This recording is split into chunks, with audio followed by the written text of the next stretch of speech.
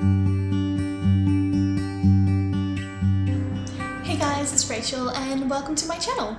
So I thought my first video I would do up would be about skincare and my skincare routine in particular, because I put up a little photo on Instagram, I think it was last week, and it was showing you what my skin looked like before and what it looked like currently, and I just asked if any of you guys wanted to see a video, and there was a pretty big yes, so I decided to pop this one together for you. Alright, so it goes without saying, everyone's skin is different products are going to work for different people, so this is what worked for me. If it works for you, that's awesome, I'd love to hear about it. If not, there might be other options that you have to explore. So, I'll give you a bit of background knowledge. When I was in high school, my skin was pretty much fine. Like, I had a couple of little breakouts on my forehead, but nothing too major and didn't concern me too much at all. My skin started to get really bad when I turned 21, and I'm 23 now, by the way.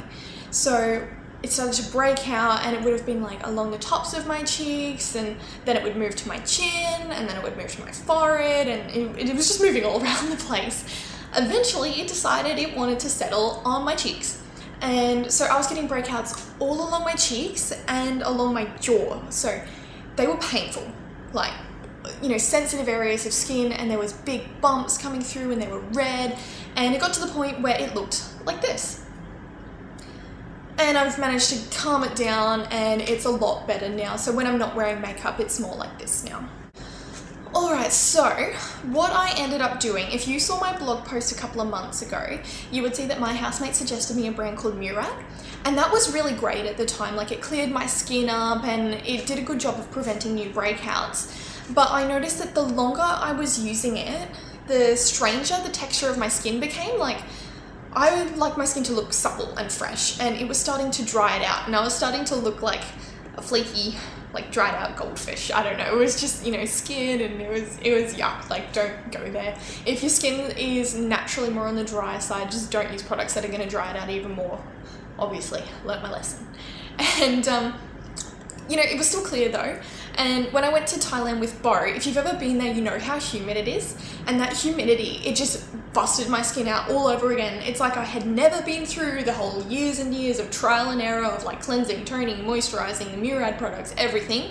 It was back and in full force, and it was red and it was painful, and I just didn't know how to cope with it anymore.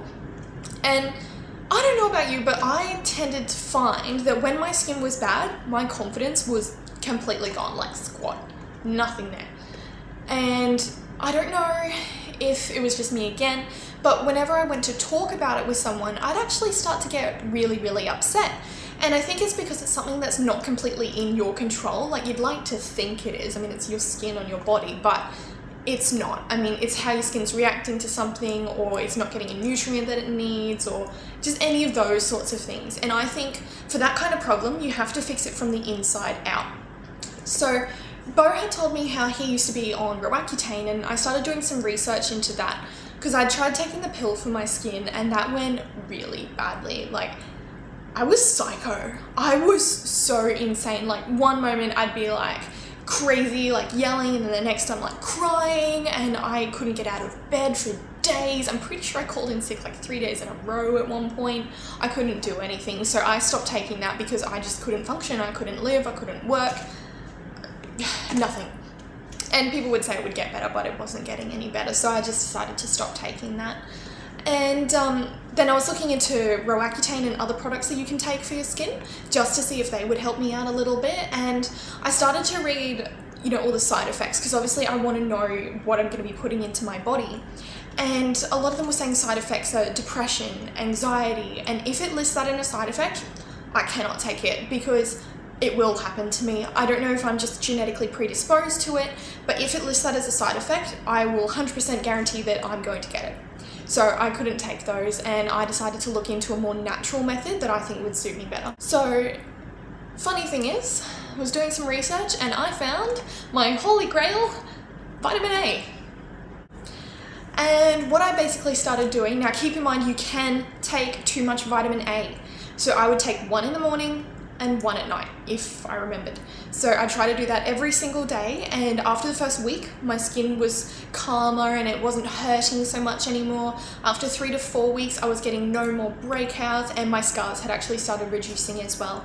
So if I'm not wearing makeup now, there's a couple of little spots that I have, but they don't really worry me because they're still fading. So vitamin A was a godsend. And if, you know, at the start when I started taking it, if my skin felt like it was going to break out a little bit, I started to put on just a dab of the SkinCeuticals vitamin A cream and mixed in with the SkinCeuticals vitamin C powder. And I normally just use the vitamin A cream now if I feel my skin getting a bit sensitive. My actual routine itself, I obviously wipe my makeup off as soon as I get home. I don't really want makeup on when I'm at home. Then I'll just cleanse it in the shower. I mainly just use water to wash it, like I'm not really fussed on using any products on it now. And then after my shower, I just use witch hazel and I just rub that into my face. Now obviously there are a few other behaviors I have which could be influencing my skin, so I thought I'd tell you guys about those too.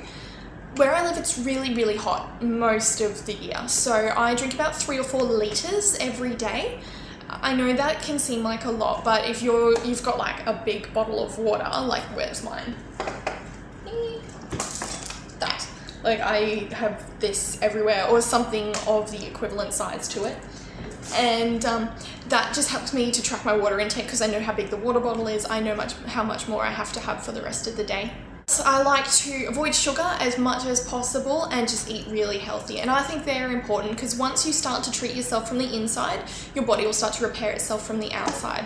And that was a huge thing I started to notice with vitamin A as well, because you'll find, I don't know if it was the brand that I was purchasing, but all the ones that I found, it advertises that it's good for eyesight. And I was like, okay. So I bought it anyway, and it's actually amazing for your fingernails. Like mine have gotten really long, and your hair, mine's been growing really fast, and obviously your skin. So if you've given vitamin A a go, I'd love to hear about it. Like just let me know in the comments below, and whatever you want to see next in the video, let me know as well. I'm totally open to suggestions because I'd love to make whatever you guys want to see. Thanks for watching.